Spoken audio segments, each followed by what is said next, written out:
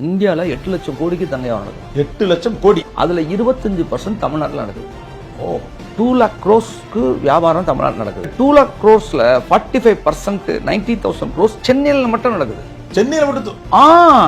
தமிழ்நாட்டில் தங்க வியாபாரம் அமோகமா. தங்கம் தான் பெஸ்ட் இன்வெஸ்ட்மெண்ட்.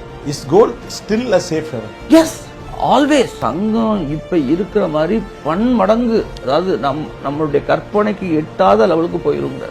இப்ப 2 குழந்தைகள் இருக்கு. 2 குழந்தைகளுக்கு நீங்க படிப்பு செலவு என்னமோ செலவு பண்றீங்கல்ல, உங்களை 3வது குழந்தை இருக்கிற மாதிரியே நினைச்சு நீங்க தங்கத்தை வாங்கி வைங்க. நான் திரும்ப உங்களுக்கு இந்த இடத்துல சொல்ல வேண்டிய ஒரே வார்த்தை சேஃப் ஹெவன்.